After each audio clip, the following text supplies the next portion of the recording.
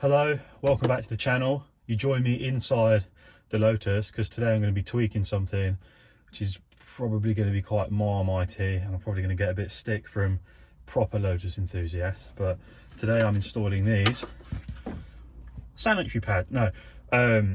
These are heated seat elements for the car. So the plan is that I can have the roof off and still have a nice warm bottom.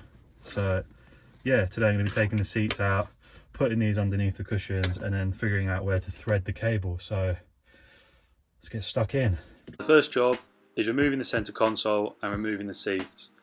Removing the center console is relatively straightforward. You need to remove the handbrake sheath and remove the gear stick knob, and then it should, with a little bit of wiggling, lift out of position.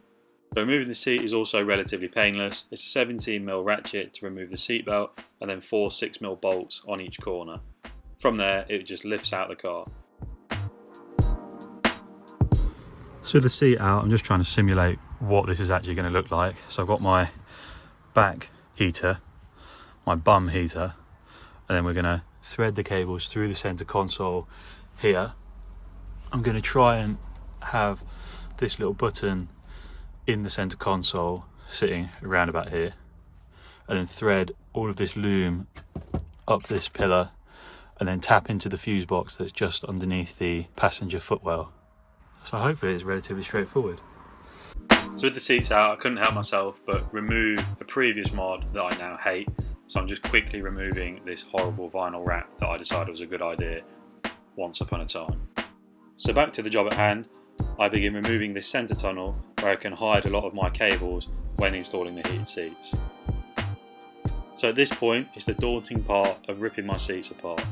So I start by unclipping the clips at the top of the seat and then gently peel back the leather. It actually wasn't too bad. A little bit of heat helped a lot. I can then cut into the foam and insert my heating element on the bum, and then stick my heating element to the back. So at this point I realised my bum heating element was the wrong way around, quickly flipped it so they both meet in the same place.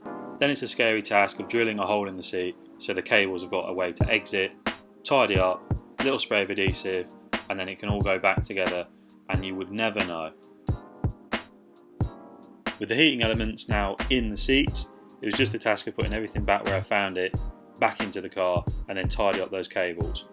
It doesn't sound like a big task, but tidying up those cables took me a long time. It was actually pretty dark by the time I finished. So the heating elements are now in.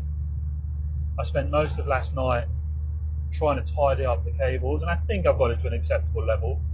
The buttons are on the center console, left and right for the passenger and driver, and then they exit just before the handbrake and then go under the passenger seat.